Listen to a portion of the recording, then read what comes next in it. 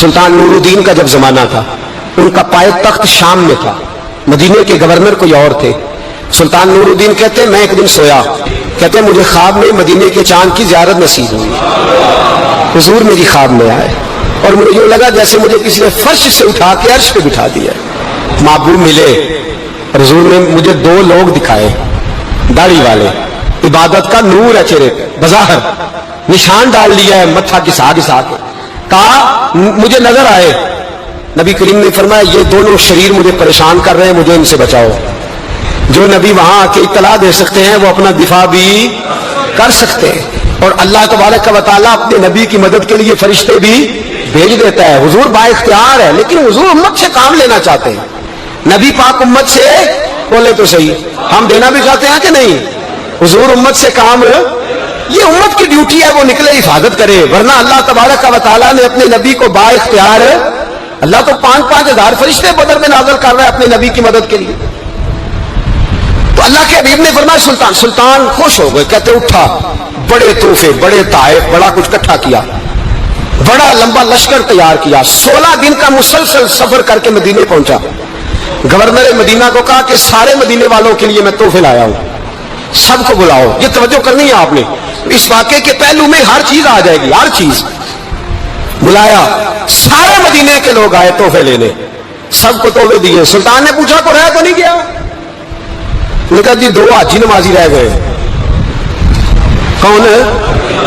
2 بہت بڑے مجاہد رہ گئے، بہت بڑے مجاہد، جہاد ہی جہاد، بہت بڑے سپاہ سالار مجاہد 2 رہ گئے، حاجی نمازی پرہیزگار صوفی رہ گئے 2۔ کون سے؟ انہوں نے کہا کسی اور علاقے سے آئے ہیں، داڑھی بھی زیادہ ہے، سارا دن نماز پڑھتے ہیں، ساری رات جو ہے وہ عبادت میں رہتے ہیں، روزہ رکھتے ہیں، بس زور کے بعد حجرے سے نکلتے ہیں، صرف زور کے بعد، بڑے بولے بالے، بڑے اللہ والے۔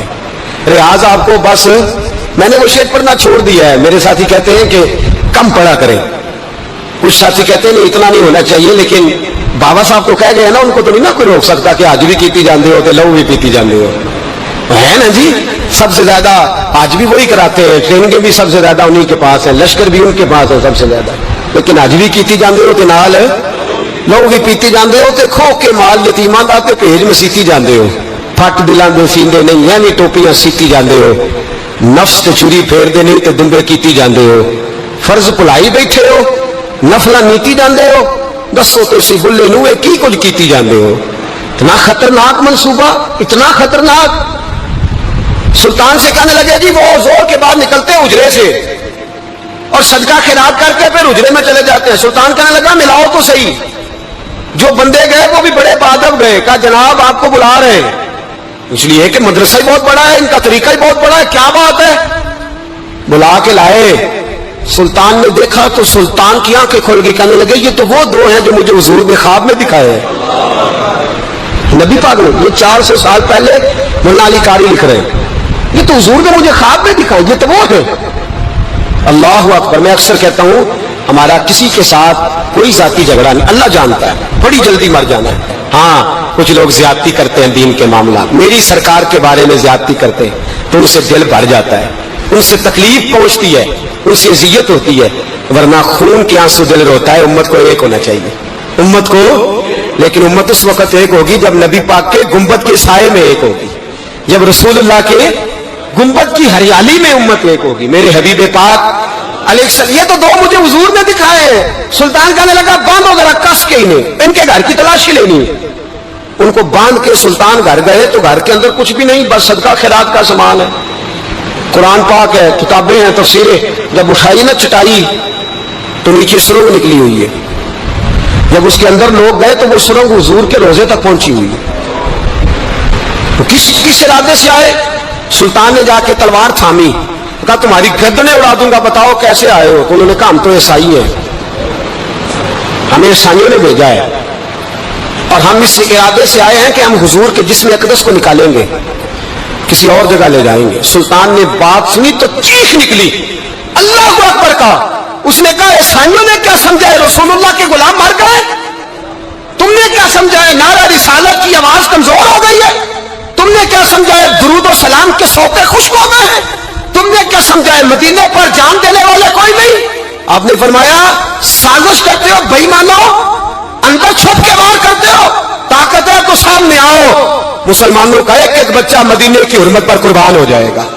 مدینہ منورہ کی حرمت پر مسلمان اپنی تجیہ بکھیر دیں گے, اولادیں قربان کر دیں گے, لیکن کسی کافر کو بھی رسول اللہ کی بے ادبی کی اجازت کبھی نہیں دیں گے. سلطان نے پکڑا, قتل کیا, پھر سلطان نے ان کو کاٹا, آگ میں جلایا اور فرمایا مسلمانوں اور حاجی نمازی دیکھ کر, ہر دعوت دینے والا دیکھ کر ادھر بفر نہ جایا کرو, پہلے دیکھ لیا کرو اس کے سینے میں مصطفیٰ کا پیار بھی ہے کہ نہیں, اس کی باتوں سے عشق رسول کی خوشبو بھی آتی ہے کہ نہیں, اس کا لب و لہجہ نبی پاک کی ادب والا بھی ہے کہ نہیں, اس کے انداز, اس کے اعتبار رسول اللہ کا پیار بھی بتلاتے ہیں کہ نہیں. میں بلبل خوش لہجہ گلزار نبی ہوں, میٹھی میری باتیں ہیں کیونکہ نمک خار نبی ہوں.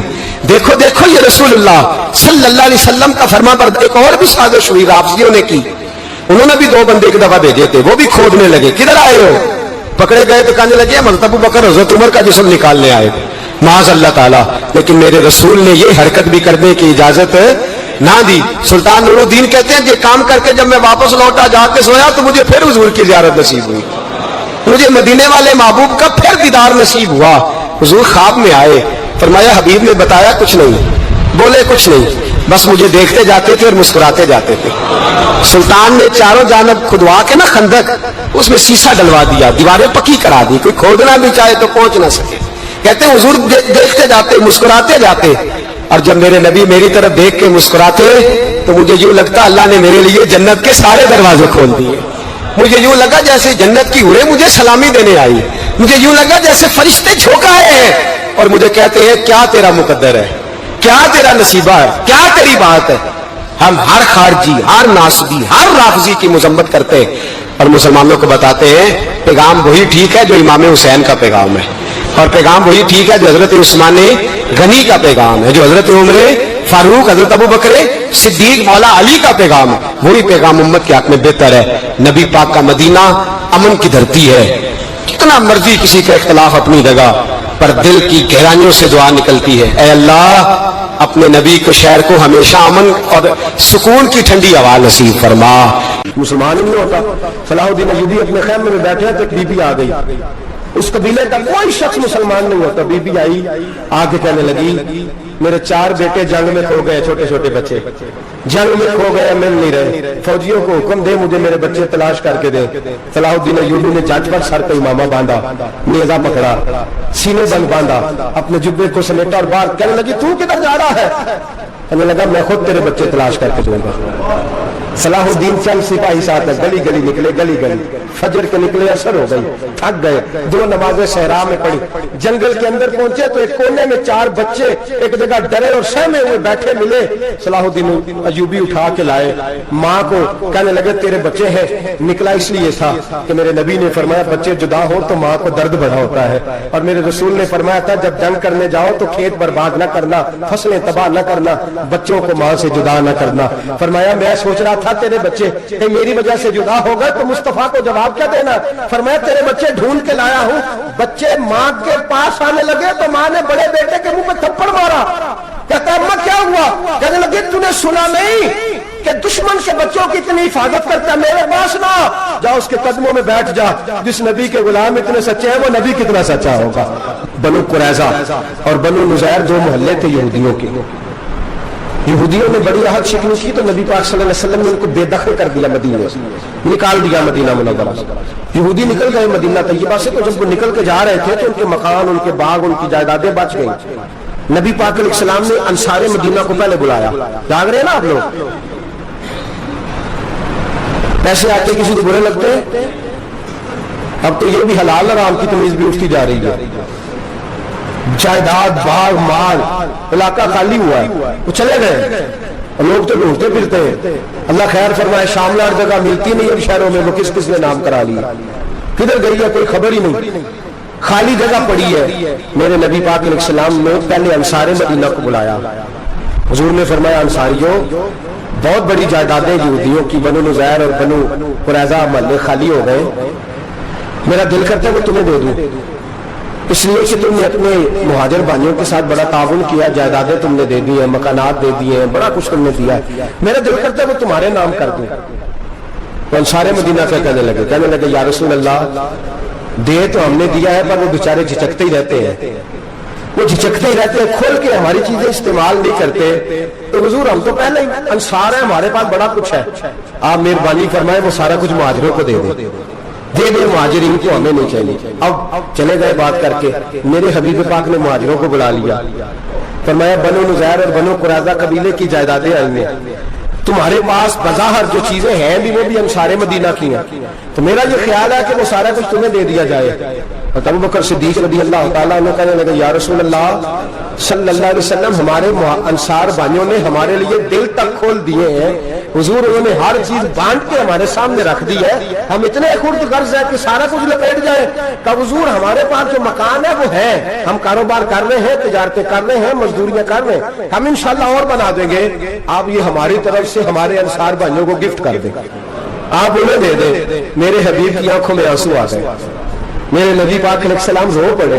یا رسول اللہ کیوں روتے ہیں؟ فرمایا تمہارا یہ بھائی چارہ قائم رہا تو اللہ اسلام کو بڑی قوتیں عطا فرمائے گا، اللہ طاقتیں دے گا اسلام کو. اگر تمہارا یہ رنگ قائم رہا، یہ انداز، میرے غلاموں تمہارے یہ طور طریقے، ایک بھائی کہتا ہے دوسرے کو، دوسرا کہتا ہے تیسرے کو.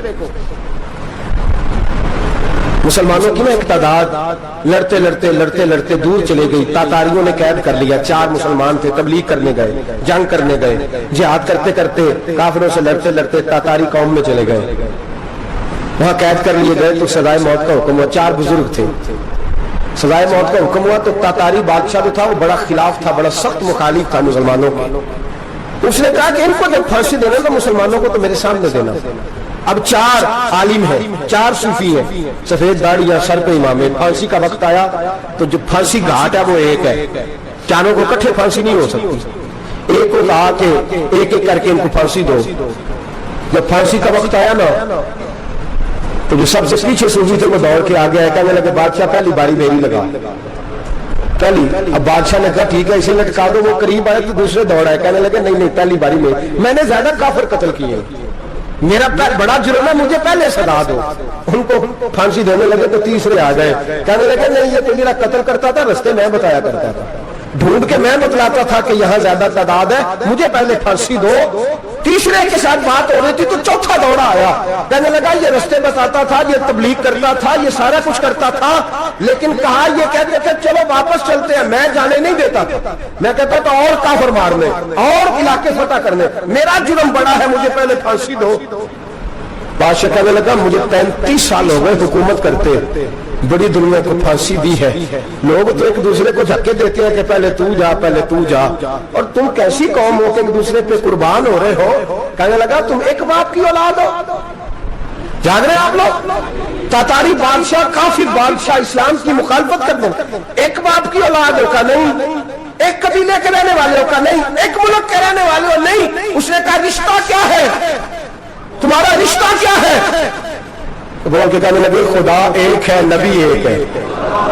خدا ایک ہے اور نبی منفرد ایک ہے، اس قوم کی نقصان بھی ایک ہی سب کا نبی، اللہ بھی، قرآن بھی ایک. کیا ہی اچھا تھا ہوتے اگر مسلمان بھی ایک، یوں تو سید بھی ہو، مرزا بھی ہو، افغان بھی ہو، تم سبھی کچھ ہو بتاؤ کہ مسلمان بھی ہو. فرمایا ہمارا اللہ ایک ہے، نبی ایک ہے. تو کہا پھر ایک دوسرے پہ جان کیوں دیتے ہو؟ فرمایا ہمارے نبی نے ہمیں بھائی بھائی بنا دیا ہے، بھائی کا دل نہیں کرتا اس کی آنکھوں کے سامنے بھائی چلا جائے، ہمارا دل نہیں کرتا پہلے مجھے دے پہلے مجھے دے. بادشاہ کہنے لگا تمہارا جذبہ مجھے متاثر کر گیا، جاؤ میں تم چاروں کو آزاد کرتا ہوں، تمہیں آزاد کرتا ہوں. میرے دوستو یہ رنگ تھا، دیکھیں نا، یہ اس دھرتی نے نظام دیکھا ہے نا، اس فلک نے پہلی بار دیکھا، اس زمین نے پہلی بار. میرے حضرت صاحب فرمایا کرتے تھے زمین تڑپ کے روئی، اس نے پہلی دفعہ دیکھا. احد کا میدان ہے، 3 صحابہ تپتی ہوئی زمین پہ زخموں سے چور چور پڑے ہیں. حضرت انس بن نضر رضی اللہ تعالیٰ عنہ پانی کا پیالہ لے کے پہنچے، ایک زخمی سے کہا تجھے پانی پلانا ہے، تو کہنے لگا میرے زخم تھوڑے ہیں، وہ جو ساتھ پڑا اس کے زخم گہرے ہیں، پہلے اسے پانی پلا دے، یا اسے دے دے. اس کے پاس پہنچے تو وہ کہنے لگا وہ مجھ سے پہلے گرا تھا، اس کا زخم زیادہ گہرا ہے، اسے پانی پلا. تیسرے کے پاس گئے تو کہنے لگا چوتھا تڑپ زیادہ رہا ہے، اس کی عمر زیادہ ہے، میں تو جوان ہوں، برداشت کر، بڑھاپے کی وجہ سے نڈال ہو گیا، پہلے اسے پانی پلا۔ چوتھا کہنے لگا پانچویں کے پاس جا، پانچواں کہنے لگا چھٹے کے پاس جا۔ حضرت انس بن نضر کہتے ہیں میں رو پڑا، میں نے کہا محمد کی غلاموں، رسول نے تمہیں کیسا جذبہ دے دیا ہے، زبانیں پیاس سے باہر ہے لیکن تمہاری اخوت مرتے دم تک قائم ہے۔ کہتے میں ساتویں کے پاس گیا تو کہنے لگا اگر 6 قربانی دے سکتے ہیں تو مجھے خود غرض نہ سمجھ، میں نے نہیں پانی پینا، جا پہلے کے پاس لے جا۔ کہتے میں پہلے کے پاس آیا تو روح پرواز کر گئی، دوسرے کے پاس آیا تو روح پرواز کر گئی، میں 7ویں تک آیا تو انتقال کر گئے۔ کہتے ہیں پانی کا پیالہ میں نے اٹھایا اور میں نے زمین پہ رکھا تو میں نے کہا پانی گھما رہنا، محمد کے غلام مر تو جاتے ہیں پر ایک دوسرے کا خیال بڑا رکھا کرتے ہیں، گھما رہنا یہ مر جایا کرتے لیکن ایک دوسرے کا درد۔ میرے دوستو لٹا ہوا برما، روتے ہوئے مسلمان، سسکیاں اور آہیں لیتی ہوئی مائیں پوچھتی ہیں اے خاصا اے خاصان رسول وقت دعا ہے، امت پہ تیری آ کے عجب وقت پڑا ہے، وہ دین جو بڑی شان سے نکلا تھا وطن سے پردیس میں، وہ دین آج غریب الغربا ہے، فریاد ہے اے کشتی امت کے نگہ باں، بیڑا یہ تباہی کے قریب آن لگا ہے۔ اور کیا خوبصورت جملے کہے تھے کہ نبی پاک صلی اللہ علیہ وسلم نے حضور نے فرمایا تھا میرا مومن ایک جان کی طرح ہوتا ہے، ایک جان کی طرح ہوتا ہے، ایک کو تکلیف ہو جسم کے ایک حصے کو سارا حصہ پریشان ہوتا ہے، فرمایا یہ ایک مکان کی طرح ہے، ایک اینٹ دوسری اینٹ کو مضبوط کرتی ہے، فرمایا یہ مضبوط لوگ ہیں، یہ مضبوط لوگ۔ حضرت عمر فاروق کا زمانہ ہے، ایک آدمی نے سیری بھیج دی ایک گھر میں بطور تحفہ، قحط کا زمانہ تھا، گوشت ملتا نہیں تھا، جانور، ایک آدمی نے سیری بھیج دی ایک آدمی کے گھر میں، اس نے کیا کیا، اس نے اپنی بیوی سے کہا ہماری تو خیر ہے، ساتھ والا پڑوسی زیادہ غریب ہے، ادھر نہ بھیج دے، یہاں گندم امیر شہر کی ہوتی رہی خراب اور بچی کسی فقیر کی فاقوں سے مر گئی، کہا ساتھ والے پڑوسی کے گھر سے میں کئی دنوں سے بھوک کی آواز ہے وہاں بھیج دے۔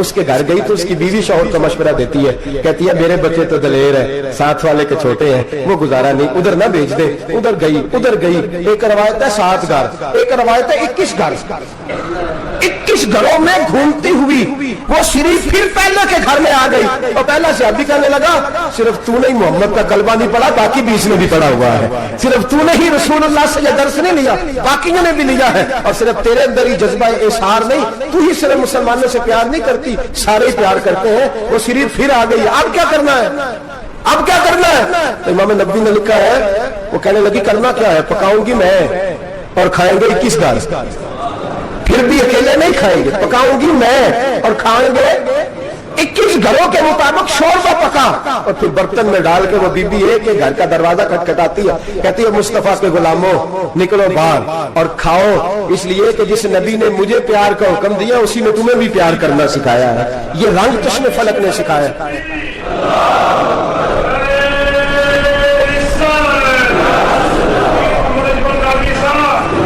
آپ کی بڑی مہربانی، زندہ باد وہی ہے جس کو اللہ رسول زندہ باد فرمائے، بڑی مہربانی، اللہ جزا دے۔ عرض یہ کرنے جا رہا تھا کہ رسول کریم صلی اللہ علیہ وسلم نے پیغام دیا امت کو، فرمایا دیکھیں نا کتنے بڑے لفظ ہیں، یہ نہیں فرمایا دوزخ میں جائے گا، یہ نہیں فرمایا کہ اسے جہنم کی سزا ملے گی، میرے نبی نے فرمایا میں اسے مومن مانتا ہی نہیں، میں اسے مسلمان اپنا مانتا ہی نہیں۔ حضور کسے؟ فرمایا جو پیٹ بھر کے کھاتا ہے اور اس کا ہمسایہ بھوکا سو جاتا ہے، میں مومن ہی نہیں مانتا۔ سزا تو تب ملے گی نا کہ جب میں کسی سزا کا اعلان کروں، میں مانتا ہی نہیں، وہ میرا ہے ہی نہیں، خود پیٹ بھر کے کھا رہا ہے، ہمسایہ اس کا بھوکا، میں نہیں مانتا۔ انما المؤمنون اخوہ، مومن بھائی بھائی، میں مانتا ہی نہیں اسے۔ اور میرے حبیب پاک اتنے بڑے لفظ حدیث میں اور کہیں نہیں ملیں گے آپ کو، اتنے بڑے جملے کہیں نہیں ملیں گے۔ میرے نبی پاک نے فرمایا اللہ کہے گا قیامت کے دن، کون ہے؟ اتنے بڑے لفظ حدیثوں میں ملتے نہیں جتنے یہ ہے۔ حضور نے فرمایا رب فرمائے گا بندے سے کہ میں تیرے پڑوس میں بھوکا تھا، تو نے مجھے روٹی کیوں نہیں کھلائی؟ کون کہہ رہا ہے؟ اللہ کہہ، میں بھوکا تھا تو نے روٹی نہیں دی، میں ننگا تھا تو نے کپڑا نہیں دیا، میں پیاسا تھا تو نے پانی نہیں پلایا، میں بیمار تھا تو تیمارداری۔ یا اللہ نہ تو کھاتا ہے، نہ پیتا ہے، نہ کپڑا پہنتا ہے، نہ تو بیمار ہوتا ہے، لا تاخذہ سنۃ ولا نوم، تجھے بیماری آتی نہیں، اونگ نیند نہیں آتی، میرے مالک تو میرے پڑوس میں تھا۔ تو حضور فرماتے ہیں رب فرمائے گا وہ جو بندہ تیرے پڑوس میں بھوکا تھا تو بندہ تو میرا ہی تھا نا، وہ جو بندہ تیرے پڑوس میں ننگا تھا تو بندہ تو میرا ہی تھا نا, وہ جو تیرے پڑوس میں پیاسا تڑپتا رہا تو وہ میرا ہی بندہ تھا. تو دوائی لینے جائے تو بڑے اسپتال میں اور اس بیچارے کو 20 روپے پرچی کے بھی میسر نہ آئے تو میرا ہی بندہ تھا. میرے دوست خیال کر اور یاد رکھ, یہ جو ہمسائے ممالک میں ظلم ہوتے ہیں, زیادتیاں ہوتی ہیں, ہمارے گھر کا پنکھا اچھا چلتا ہے, ہم جلوس اس وقت نکالتے ہیں جب ہماری لائٹ بند ہوتی ہے, ہم جلوس اس وقت نکالتے ہیں جب ہمارا ایسا جو ہمیں تنگ کرتا ہے, ہم اس وقت درد محسوس کرتے ہیں جب ہمارے گھر تک آگ آ جاتی ہے.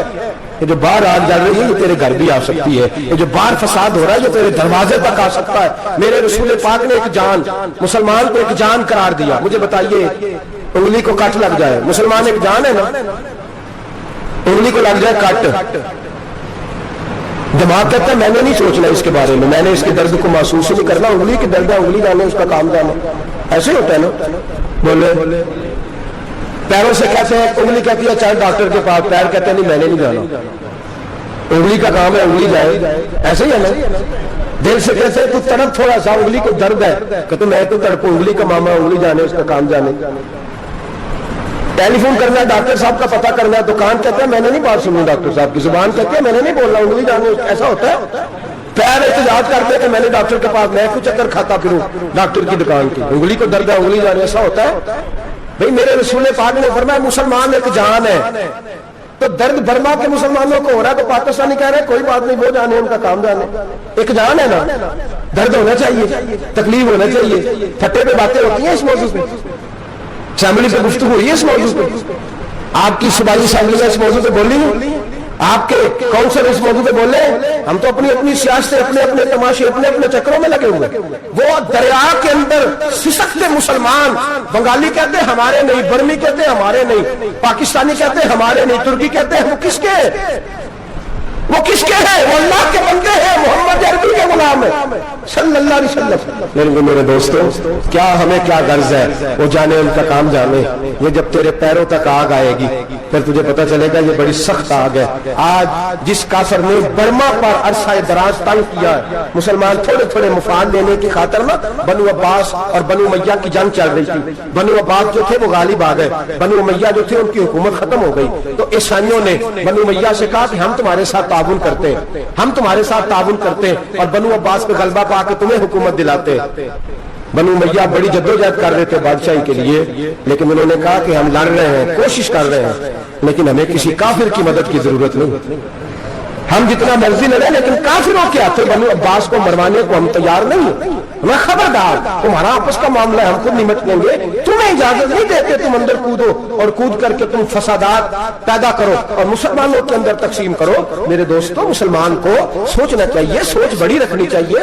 گھر کی جنگ سے نکل آ, اب بہو ساس کی جھگڑے سے باہر آ جا, اب ملے کی سیاست چھوڑ کے باہر کا سوچ. اب اسلام کو تیری حاجت ہے. اب پوری دنیا جب مسلمان کو دیکھے نا, فیس بک یوز ہوتی ہے, اس پہ نوجوان جب اسلام کی بات کرنے لگے گا, اس پر جب بڑا اسلام کی بات کرنے لگے گا, پوری دنیا میں پیغام جائے گا کہ مسلمان اب جاگنے لگا ہے, مسلم خابیدہ بیدار ہونے لگا ہے, اب اس کی آنکھیں کھلنے لگی ہے, اب یہ اپنے مذہب کی بات کرتا ہے, اب یہ اپنے ملک سے, صوبے سے, برادری سے نکل کر بولتا ہے. اب یہ کہتا ہے کہ بازو تیرا توحید کی قوت سے قوی ہے, اسلام تیرا دیش ہے, تو مصطفی ہے. اب یہ بڑی سوچ رکھتا ہے, اب یہ عالمی بات کرتا ہے. میرے دوستو, ہمارا تو حال یہ ہے, امام اعظم ابو حنیفہ کا فتویٰ ہے, آپ فرماتے ہیں جو مولوی عالمی حالات سے باخبر نہ ہو وہ جمعے کی تقریر نہ کرے, تو مسلمانوں کی رہنمائی نہیں کر سکتا. عالمی حالات سے جو خبردار نہ ہو, تو جس کو چھٹی ہو جائے تو نے ختم نہیں پڑھا, دوڑ جا مسجد سے, تو ختم نہیں پڑتا, ہمارے تجھے پتہ ہی نہیں دکان رہتا, بھاگ جا. وہ عالمی حالات پہ بات کرے گا, کیونکہ بیچارے کو جو پتا میری سویرے چھٹی ہو جانی, سیاست کا لفظ چھیڑا نہیں تو میں گیا نہیں. یاد رکھے, وہ جو بیداری ہے, وہ جو اعلیٰ ظرفی ہے, وہ جو بڑی سوچ ہے, وہ جو ملت کی سوچ ہے, وہ جو قومیت کی سوچ ہے, وہ جو آگے بڑھنے کا زاویہ, وہ تو اندر اقبال کہتا ہے گلا تو گھونٹ دیا اہل مدرسہ نے تیرا, گلا تو گھونٹ دیا اہل مدرسہ نے تیرا. تجھے تو مدرسے والوں نے پلیٹ پکڑا دیا کہ جا سویرے لنگر کٹھا کر کے لا اور دوپہر کو روٹیاں مانگ کے لا, اور دیکھ آج مرا کون ہے, ختم کس کا پڑھنا ہے. تو گلا تو گھونٹ دیا اہل مدرسہ نے تیرا. اب کہاں سے آئے گی صدا لا الہ الا اللہ, تو گھونٹ دیا تیرا گلا، تو کیسے بڑی بات کرے گا؟ بڑی بات کے لیے بڑی سوچ چاہیے، بڑی تبادل چاہیے، بڑی کوشش چاہیے، بڑا حوصلہ چاہیے۔ مسلمان چھوٹی چھوٹی لڑائی میں، چھوٹی چھوٹی جنگ میں، ایک دکاندار دوسرے دکاندار سے لڑ رہا ہے، گلی والا دوسری گلی والی سے لڑ رہا ہے، محلے والا محلوں پہ اعتراض، ایک شہر میں رہنے والے میں نے دوسرے محلے پہ اعتراض کرتے دیکھے۔ یقین کریں، ایک شہر میں رہنے والے، علاقے میں بسنے والے کہتے ہیں بھائی توبہ ہے اس محلے تو کہ اللہ ہی بچائے، لا حول ولا قوت۔ وہ جو تقسیم در تقسیم کی سوچ ہے، اس نے چھوٹے چھوٹے ٹکڑوں میں، چھوٹے چھوٹے ٹکڑوں میں مسلمانوں کو بانٹ دیا ہے۔ چھوٹی چھوٹی تقسیم ہے، چھوٹا چھوٹا ہمارا مزاج ہے، چھوٹی سوچ ہے۔ بڑی سوچ کی بات سنیے، صلاح الدین ایوبی، یاد رہے نا آپ لوگ؟ تو آخر حضرت صاحب ایڈی وڈی گل چھیڑ چڑی ہے، یہ مطلب ہی کوئی نہیں، کنے برما جانا ہے تو کنے مدد کرنی ہے۔ میں تو بڑی فریضہ سر انجام دے رہا ہوں۔ میرے نبی نے فرمایا برائی کو یا ہاتھ سے بدل، ہاتھ سے نہیں بدل سکتا تو زبان سے تو بولنا۔ تو میں معذور ہوں، کمزور آدمی ہوں، ہاتھ سے بدلنے کی طاقت نہیں رکھتا، تو دوسرے درجے پہ تو مجھے عمل کرنے دو نا۔ اثر کرے نہ کرے، سن تو لے میری فریاد، نہیں ہے داد کا طالب یہ بندہ آزاد، رونے تو دو، تڑپنے تو دو، آہیں تو بہانے دو، سسکیاں تو لینے دو، مار کھائیے تو تڑپنے تو دو۔ وہ قرآن پاک، برما میں پابندی لگی ہے تو میں یہاں سوچنے لگا ہوں کہ وہاں تو پابندی لگی ہے، یہاں پہلے لوگ کوئی نہیں پڑھتی۔ معاذ اللہ تعالیٰ حالات دن بدن مسلمانوں کے لیے ایک ایک کر کے، افغانستان میں جو آگ لگی تھی، پھر وہ عراق میں بھی لگی، پھر وہ لیبیا میں بھی لگی، پھر وہ مصر میں بھی لگی، پھر وہ یمن میں بھی لگی، سعودی عرب میں دھماکے ہوئے، میرا دل تڑپا ہے، مجھے پریشانی ہوئی، میں بچے پاس تھے، میں بڑا ڈسٹرب ہوا، میں نے کہا یار یہ ہمارا سب کا اجماعی عقیدت کا مرکز ہے، ہم کم از کم ہزار اختلاف کے باوجود کہا کرتے تھے کہ عرب میں امن ہے، یار وہاں سکون ہے، وہاں دکانیں کھلی چھوڑ کے لوگ چلے جاتے ہیں، وہاں بھی فساد ہونے لگا، وہاں بھی آگ بڑھ گئی ہے۔ لیکن ہم صرف چھوٹی چھوٹی کر کے جب آگ بجھانے کی کوشش کریں گے، اس وقت آگ نہیں بجھے گی جب ہر آدمی اپنے پیالے میں پانی لے کے آئے گا، ہر شخص اپنے گھر کی نال چلائے گا، ہر شخص نلکا چلائے گا اور پانی نکال کے یہ آگ بجھائے گا، تب یہ آگ بجھے گی۔ ہر آدمی کو کردار، سوچ بڑی کرے، نظریہ بڑا کرے، ملت کی بات کرے، مسلمان ہو کے سوچے، مسلمان ہو کے سوچے، خدا را نکلے یہ گھر کے جھگڑوں سے، تھوڑی دیر کے لیے اپنے آپ کو بڑا کرے، بڑی سوچ آپ بنائیں، جب دوستیاں لگائیں، گرانے لگائے کہ چھوٹے موٹے حساب سے بچیں۔ بابا بلے شاہ صاحب فرماتے کوڑے ورک کتاب نہیں ہوندے، کوڑے ورک کتاب نہیں ہوندے، پتھر دل گلاب نہیں ہوندے، اور بلیا یاری سوچ کے لائی یارا نال حساب نہیں ہوندے۔ پھر ذرا نکلے اس حساب کتاب سے باہر، بلیا یاری سوچ کے لائی یارا نال حساب نہیں ہوندے، پھر ذرا بڑا ذہن کرے، چھوڑے اپنے حساب، یبصرون علی انفسہم ولنبلونکم بشیء من الخوف والجوع ونقص من الاموال والانفس والثمرات، پھر حساب کتاب سے نکلے، پھر امام علی مقام کی طرح یہ سوچ بنائے کہ حسین کے بچے چلے جائیں تو کوئی حرج نہیں، امت پر آنچ نہیں آنی چاہیے۔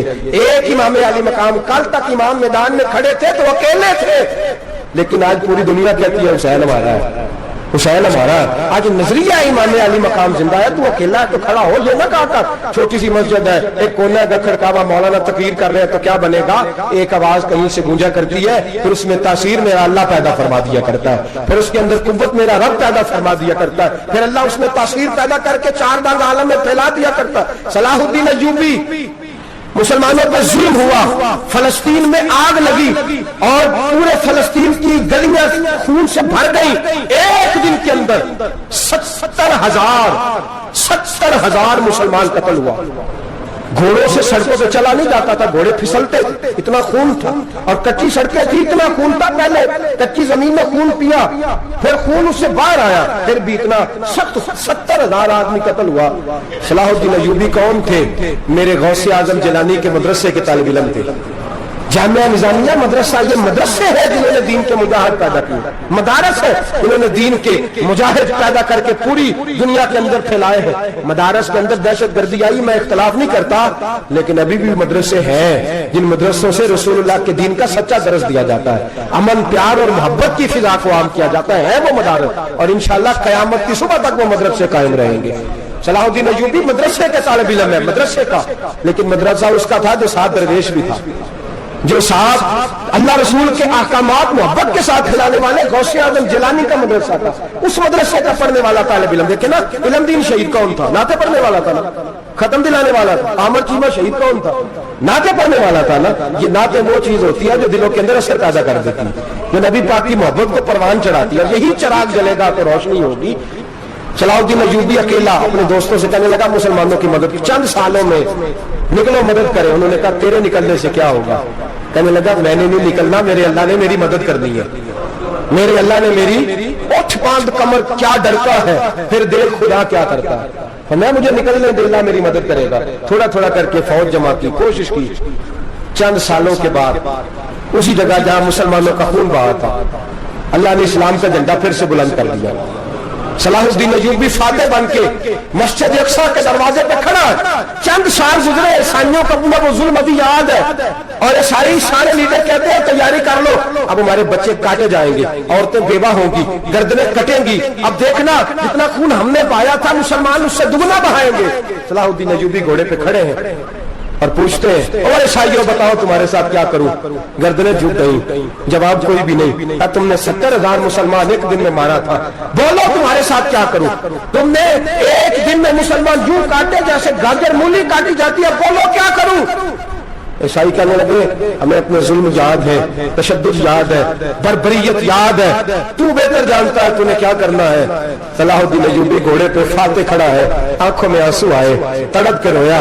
کہنے لگا میں تمہارے ساتھ وہی سلوک کروں گا جو میرے مصطفیٰ نے قریش مکہ کے ساتھ فرمایا تھا. لا تثریب علیکم، جاؤ تم پر کوئی زیادتی، جاؤ تم آزاد ہو. اس نے کہا تو کر کیا رہا ہے؟ کہنے لگا میں کیا کروں، میں اس محمد کا ماننے والا ہوں جس نے معاف کرنا سکھایا ہے صلی اللہ علیہ وسلم. میرے پیروں میں زنجیر ہے رسول اللہ کی غلامی کی، جاؤ تم آزاد ہو. اس نے کہا تم آزاد ہو. لوگوں نے کلمہ پڑھنا شروع کر دیا، اشہد ان لا الہ الا اللہ واشہد ان محمدن عبدہ. سارے قبیلے کے کچھ نہ کچھ لوگ مسلمان، ایک قبیلہ رہ گیا مسلمان ہی نہیں ہوتا. صلاح الدین ایوبی اپنے خیمے میں بیٹھے تو ایک بی بی آ گئی، اس قبیلے کا کوئی شخص مسلمان نہیں ہوتا. بی بی آئی، آگے کہنے لگی میرے 4 بیٹے جنگ میں کھو گئے، چھوٹے چھوٹے بچے جنگ میں کھو گئے، مل نہیں رہے. فوجیوں کو حکم دے مجھے میرے بچے تلاش کر کے دے. صلاح الدین ایوبی نے جج پر سر کا امامہ باندھا، نیزہ پکڑا، سینے بند باندھا، اپنے جبے کو سمیٹا اور باہر. کہنے لگی تو کدھر جا رہا ہے؟ کہنے لگا میں خود تیرے بچے تلاش کر کے دوں گا.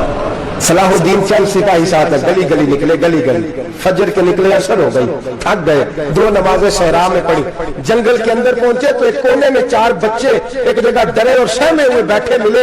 صلاح الدین ایوبی اٹھا کے لائے ماں کو. کہنے لگے تیرے بچے ہیں. نکلا اس لیے تھا کہ میرے نبی نے فرمایا بچے جدا ہو تو ماں کو درد بڑا ہوتا ہے، اور میرے رسول نے فرمایا تھا جب جنگ کرنے جاؤ تو کھیت برباد نہ کرنا، فصلیں تباہ نہ کرنا، بچوں کو ماں سے جدا نہ کرنا. فرمایا میں سوچ رہا تھا تیرے بچے کہ میری وجہ سے جدا ہو گئے تو مصطفیٰ کو جواب کیا دینا. فرمایا تیرے بچے ڈھونڈ کے لایا ہوں. بچے ماں کے پاس آنے لگے تو ماں نے بڑے بیٹے کے منہ پہ تھپڑ مارا. کہتا اماں کیا ہوا؟ کہنے لگے تو نے سنا نہیں کہ دشمن سے بچوں کی اتنی حفاظت کرتا ہے؟ میرے پاس نہ جا، اس کے قدموں میں بیٹھ جا. جس نبی کے غلام اتنے سچے ہیں وہ نبی کتنا سچا ہے.